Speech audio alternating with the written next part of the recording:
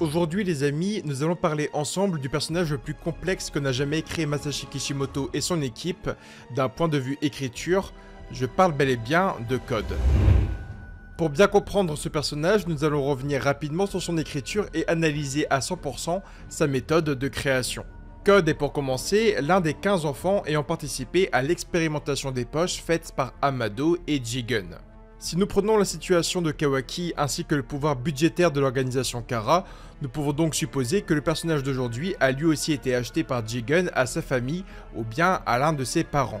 En réalité, nous ne savons rien de son enfance et de son identité, mais nous reviendrons dessus dans quelques minutes car ce n'est pas vraiment laissé au hasard. Alors que Kawaki recevra le Kama rouge lors de l'expérience, Code convulsera et frôlera de peu la mort. Il obtiendra quant à lui un Kama blanc lui offrant les pouvoirs du sceau, mais qui l'affranchit de sa condition de réceptacle. Dans un premier temps, Kawaki sera entraîné durement par Jigen et l'organisation Kara afin de parfaire son corps et le préparer à recevoir l'âme d'Ishiki Otsutsuki. Il recevra donc le chiffre numéro 9. Code, quant à lui, rentrera dans l'organisation Kara en tant qu'interne et recevra le numéro 6. Deux chiffres pouvant se lire dans un sens comme dans l'autre. Car, en fin de compte, les deux enfants ont vécu la même enfance mais ont subi deux évolutions contraires et complètement différentes. Ils sont donc le reflet de l'autre sans vraiment le vouloir et le savoir. Et c'est donc vraiment pour cette raison que leur écriture est également contraire et tout ça, je vais vous l'expliquer. Kawaki aura l'attention sur lui à 100% et il deviendra le sujet principal de l'organisation. Tous les yeux seront rivés sur lui, tout le monde connaîtra Kawaki de par sa condition de réceptacle. Code, lui, sera un membre interne, mais en même temps, ce que j'aime appeler un membre interne. Dans Kara, nous avons les membres externes comme Garo, Ao et Bug qui effectuent des missions secondaires dans le monde entier pour l'organisation Kara.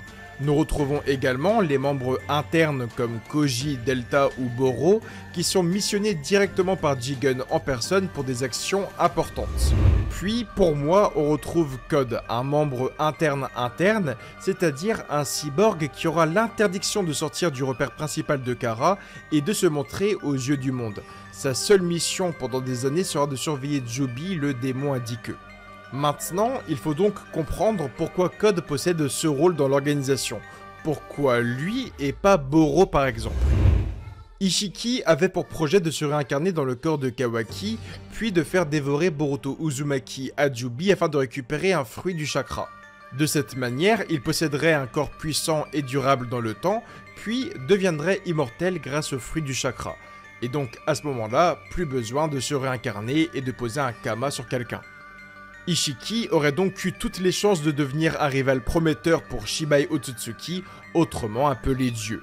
Je vous renvoie donc vers ma vidéo de Shibai Otsutsuki afin de vous donner plus d'explications sur qui est le personnage en question. Cependant, Ishiki avait connaissance au fond de lui que l'alliance Shinobi, Naruto Uzumaki et Sasuke Uchiha étaient dangereux, et qu'il pouvait donc ainsi contrecarrer ses plans à tout moment. C'est donc pour cela qu'il fera de Code sa carte Joker. Après avoir perdu la vie face à Kawaki, il dressera à Code ses dernières consignes. Il fera de lui le nouveau leader de Kara et lui ordonnera de prolonger l'héritage des Otsutsuki. Après la victoire sur Ishiki, l'Alliance Ninja pense s'être débarrassée de l'organisation dans l'entièreté, mais ce n'est pas réellement le cas. Un homme à la chevelure rousse avance encore. Et c'est vraiment en cela que le plan d'Ishiki était incroyable à l'époque. En évitant de faire sortir Code du repère, il évitait à l'Alliance Shinobi de prévoir son arrivée. Maintenant que Code s'est mis en marche, Kishimoto peut commencer sa deuxième phase d'écriture. Code possédera donc suite à la mort de Ishiki une haine sans pareille envers les assassins de son sauveur. Aux yeux de Code, Kawaki n'est qu'un enfant lui ayant dérobé l'amour d'un père. Kawaki lui a volé le rôle de réceptacle.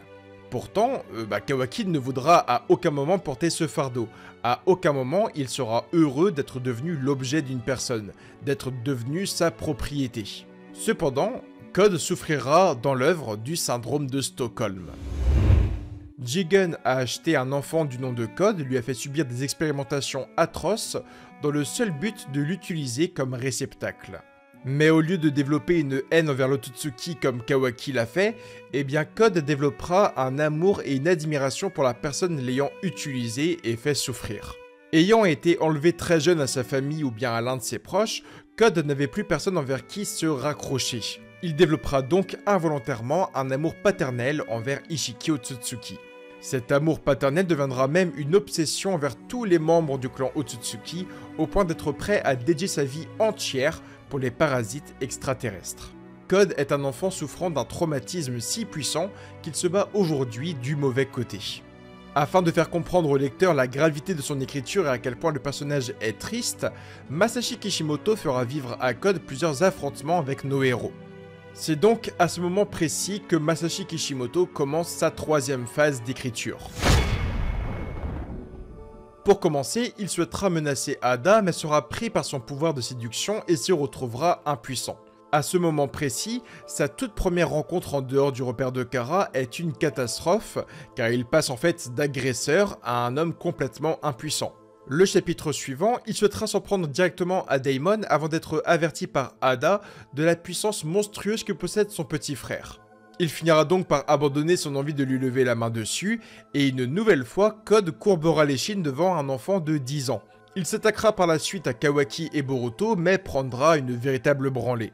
Afin de s'en sortir, il mènera Daimon au combat afin de le protéger d'une mort certaine. Code comprendra qu'il manque cruellement de puissance et tentera de retrouver Amado afin de lever ses fameux limitateurs de puissance.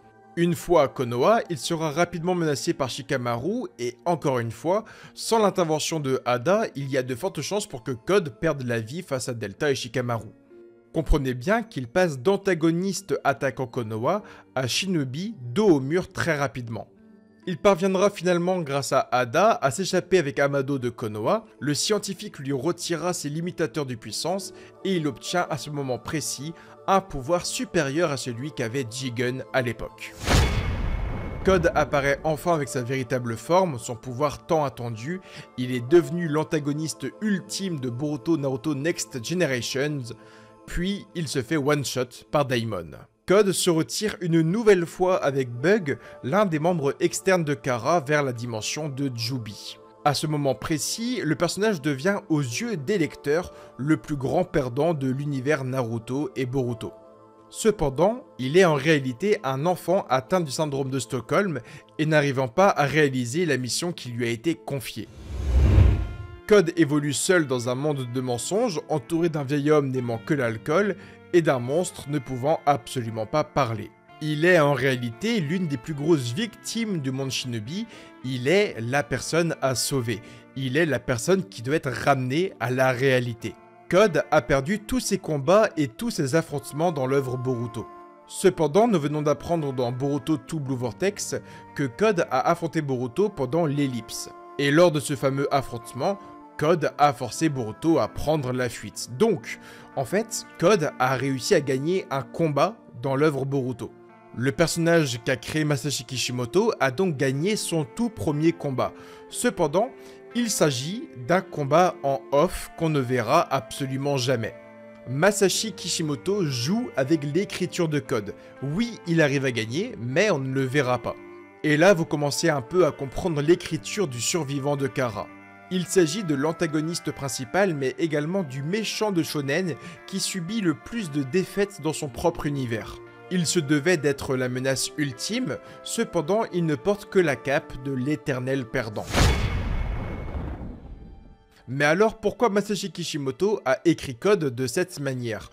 Ou plutôt, devrais-je dire, pourquoi Masashi Kishimoto a écrit tous les membres de Kara comme ça? En effet, Code n'est pas le seul personnage qui a été écrit à l'opposé de ce qui est fait en fait habituellement. Kara est l'opposé de l'Akatsuki. Chaque Nukenin de l'organisation Akatsuki était d'illustres shinobi ayant brillé dans leur pays et leur époque. Sasori était le plus grand artiste marionnettiste du monde, Idan était le membre du jashinisme le plus dévoué et fou, Daidara l'un des plus grands terroristes à la bombe du monde, et Kisame était le plus grand épéiste de Kiri.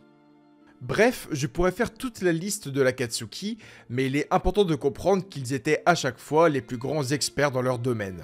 Mais attention, ce n'est pas tout. Nous avons également connu leur mort, leur âge d'or, la raison pour laquelle ils ont déserté leur village, mais également leur enfance et adolescence dans leur foyer. Nous avons même connu pour certains leurs parents, et ça c'est vraiment incroyable. L'Akatsuki était une organisation chaude remplie de vie, d'histoire et de moralité. Et à côté, nous avons l'organisation Kara, un nouveau groupuscule rempli d'androïdes, de cyborgs et d'humains modifiés par la technologie ninja. Et à l'image du métal qui repose désormais sur leur corps, il s'agit en fait d'une organisation froide et sans réelle profondeur. Nous ne connaissons pas le village et le pays natal de Dippa, de Victor, de Boro ou bien même de Oga. Nous ne verrons sûrement jamais l'enfance de Code avant sa rencontre avec Jigen. Nous ne verrons sûrement jamais la naissance de Kashin Koji et comment Amado a récupéré les cellules de Jiraiya. Nous ne verrons sûrement jamais la naissance de Delta. Enfin bref, vous avez compris un peu ce que je vais vous expliquer. Car d'un point de vue écriture, ce qui importe avec Kara, c'est pas ce qu'ils ont été dans le passé, mais ce qu'ils sont désormais, ce qu'ils sont devenus après que Amado ait modifié leur corps. L'humain n'existe plus et il importe peu. Ce qui nous intéresse avec Kara, c'est pas l'homme, mais la machine. L'Akatsuki était composé de génies du monde ninja. Kara est composé d'hommes et femmes faibles rendus forts par la technologie shinobi. Ils sont passés d'inconnus du monde à ennemis publics numéro 1 de l'Alliance Ninja. Kara leur a offert une identité et une importance dans le monde des shinobi. Mais quand un homme ne se nourrit que de la faiblesse et de la solitude, eh bien il se rattrape à la seule branche qui lui est proposée, même si cette dernière est faite de bois mort. L'Akatsuki représente la chaleur et Kara le froid du métal. Code est donc tout l'inverse de Pain, de Madara ou bien d'Obito. Il ne possède pas ce charisme naturel, ces citations légendaires et ce pouvoir divin qui choquent les lecteurs. En réalité, nous suivons l'aventure de Boruto Uzumaki et Kawaki, mais également de Code. Il prend alors l'écriture d'une sorte d'anti-héros. Il a son objectif, son histoire, ses faiblesses et ses forces.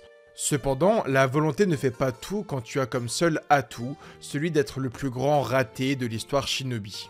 Boruto est le fils du héros Naruto Uzumaki. Kawaki a subi une enfance horrible certes, mais il était adopté par le même père, et il a réussi à trouver un foyer accueillant et chaud. Et à côté, Code a subi comme Kawaki une enfance horrible. Cependant, chaque personne de qui il se rapproche, encore aujourd'hui, finira par lui tourner le dos. Il est une malédiction à lui seul. Afin de continuer la vidéo, il est important de comprendre ce que Code essaye de faire actuellement. Pour réaliser son objectif, il a relâché Joby de sa prison afin de le rendre plus maniable et augmenter son contrôle dessus. Cependant, Boruto a vu l'avenir à l'aide des pouvoirs de Momoshiki et il vient de prévenir Code d'un funeste présage. Repars avec Joby tant que tu le contrôles encore, tu ne connais pas sa véritable nature. Cette simple phrase de Boruto laisse donc présager que Joby prendra le dessus sur Code et que ce dernier subira une énième défaite cette fois-ci face au démon indiqueux. Mais alors, nous sommes en droit de nous poser une question. Quel est l'avenir de ce personnage? Que souhaite faire Kishimoto avec le personnage de Code? Eh bien, il s'agit de l'éternel défaitiste qui finira par réaliser dans quelques chapitres qu'il n'a été que toute sa vie l'objet des Otsutsuki. Je le disais il y a quelques minutes, mais oui, Code souffre du syndrome de Stockholm. Il voit en Ishiki un véritable sauveur, il s'est pris d'affection pour une personne qui ne lui voulait que du mal. L'Otsutsuki, lui, ne souhaitait qu'un corps pour accomplir ses projets égoïstes. Code, lui, ne demandait que l'amour et le regard d'une personne. La relation entre les deux personnages est en réalité un amour mais à sens unique. Code est prêt à dédier sa vie et chaque seconde de son existence à un homme l'ayant manipulé. Cependant, vous connaissez le dicton, ouais, l'amour rend aveugle. Tout comme Obito se rendant compte d'avoir été manipulé par Madara, eh bien, il y a de fortes chances pour qu'un jour Code réalise qu'il s'est trompé de voie. Il y a de fortes chances pour qu'un Otsutsuki le trahisse un jour, et alors qu'il se videra de son sang par terre, il se dira « Merde, c'est donc pour cette finalité que j'ai dédié toute ma vie ». Masashi Kishimoto met donc en place une chose intéressante déjà présente dans Naruto. Il n'existe ni bien ni mal. La frontière entre les deux parties est si fine qu'il est facile de flancher dans un moment de doute. Il n'existe aucune mauvaise personne, juste des hommes et femmes ayant vécu des déceptions et des traumatismes. Leur perception de la réalité n'est pas mauvaise, il s'agit uniquement de ce que le monde leur a offert comme vision. Code souffre encore une fois du syndrome de Stockholm et il a fini par s'attacher à son geôlier. Ada est une jeune femme à qui on a retiré l'amour véritable. Chaque personne qu'elle croise se prend donc d'une affection jamais vue envers sa personne. C'est donc pour cela qu'elle aime Kawaki. C'est pas parce qu'il est beau, séduisant, beau parleur ou bien gentil, mais seulement et uniquement parce que Kawaki est la seule personne capable de l'aimer d'un amour véritable et vrai. Oui, Ada ne cherche qu'une chose, c'est à ce que quelqu'un l'aime un jour pour une vraie raison. Damon, lui, possède la crainte de perdre sa sœur dans sa quête de l'amour. Il l'encourage et l'accompagne partout, mais oui, il a peur d'être oublié par Ada. La fratrie semble très liée par l'amour, mais lorsque Kawaki a un souci, la jeune femme n'hésite pas à s'envoler afin de l'aider. C'est donc à ce moment précis que Damon vit une sorte d'abandon. Et même s'il est l'un des personnages les plus puissants de l'œuvre Boruto aujourd'hui, il ne reste qu'un enfant ayant peur, encore une fois, de l'abandon et peur de voir sa grande sœur souffrir. Kashin Koji souffre d'être le clone de quelqu'un, d'avoir comme destinée celle d'un homme ayant déjà vécu. Il n'est pas lui-même, il n'est que la copie d'un autre ayant été manipulé par Amado dans la mission d'extermination d'Ishiki Otsutsuki. Amado n'est pas non plus une mauvaise personne, il s'agit seulement d'un père ayant perdu sa fille trop jeune et qui souhaite tout faire pour désormais la récupérer un jour. Les Otsutsuki ne sont pas des parasites destructeurs de monde comme on voudrait bel et bien nous le faire croire, mais il s'agit en réalité d'une espèce qui disparaît petit à petit dans l'univers. Alors oui, cette espèce n'a pas le choix. Afin de continuer de vivre, ils ont l'obligation de coloniser des planètes et de détruire d'autres espèces. Ils ne possèdent plus de quoi se nourrir, ils ne peuvent plus évoluer. Les Otsutsuki sont des parasites intelligents qui meurent depuis plusieurs siècles et qui s'attachent comme ils peuvent à la vie. La mission de Boruto Uzumaki n'est pas de tuer les personnes sur son chemin aujourd'hui, mais de trouver une solution désormais à une échelle planétaire. Comment faire pour qu'une femme puisse être aimée un jour sincèrement? Comment donner à un petit frère l'assurance qu'il ne sera absolument jamais oublié? Comment offrir à Code une perception de quelque chose qu'il n'a absolument jamais connu? Comment faire comprendre à Koji qu'il n'est pas seulement le clone de Jiraiya, mais qu'il possède désormais sa propre existence et donc ses propres rêves? Comment pouvons-nous faire vivre les Otsutsuki avec les terriens? Pouvons-nous, à l'aide de la technologie ninja, donner assez de richesse aux Otsutsuki pour qu'ils n'aient plus jamais besoin de détruire d'autres espèces? Boruto se doit d'accomplir un grand nombre de missions, il a l'obligation de soigner les personnes qui lui font face aujourd'hui. Cependant, comment pouvons-nous soigner autrui lorsque la lumière n'apparaît plus dans notre regard? Quelle est la priorité? Soigner ou bien être soigné? Code pourrait mourir dans les prochains chapitres, il pourrait également se ranger du côté de Boruto Uzumaki, devenir le prochain Jinchuriki de Jubi, être parasité par le démon et tomber dans l'oubli. Il existe en fait tant de possibilités aujourd'hui pour montrer aux lecteurs du monde entier que Code est un personnage encore plein de surprises et d'espoir. Pour moi, il finira par se réveiller un jour et comprendra que toute sa vie n'aurait été qu'une manipulation et un mensonge. Il pourrait donc se ranger du côté de Boruto afin d'y affronter les Otsutsuki. Et j'ai vraiment en tête cette image où Code baignera un jour dans son sang et il se dira « Putain, toute ma vie n'a été qu'une erreur et toute ma vie, j'ai pris le mauvais chemin et je me suis pris d'attachement à mon agresseur, à l'homme qui m'a enlevé, à l'homme qui m'a manipulé. » Et peut-être qu'un jour, on apprendra le passé de Code. Que ses parents manquaient juste de moyens financiers, qu'ils vivaient dans la famine, que Jigen a voulu acheter l'enfant à ses parents. Mais contrairement à Kawaki, ses parents ont refusé l'offre, ils l'ont protégé. On pourrait donc apprendre une nouvelle fois que Jigen a dû tuer les deux adultes afin de récupérer l'enfant. On apprendrait encore une fois par ce biais que Code a été arraché de force à son foyer. Même s'ils nourrissent des idéaux différents, les trois Kama pourraient bel et bien se retrouver l'un à côté de l'autre un jour dans un objectif commun, affronter Shibai Otsutsuki, l'homme guidant les parasites dans la destruction et la colonisation.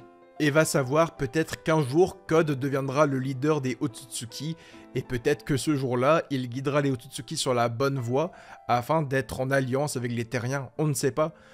Mais Code peut réserver énormément de surprises.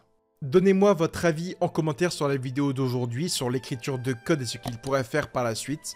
Mais pour moi, Code pourrait bel et bien se ranger du côté de Boruto un jour, se rendant compte qu'il n'a vécu que le syndrome de Stockholm. Tu peux liker, commenter, t'abonner à la chaîne, me rejoindre sur Twitter, sur Instagram, mais également lire Dragon Ball Kakumei sur Manga Draft. Je vous dis à très bientôt pour de nouvelles vidéos et Datte Basso.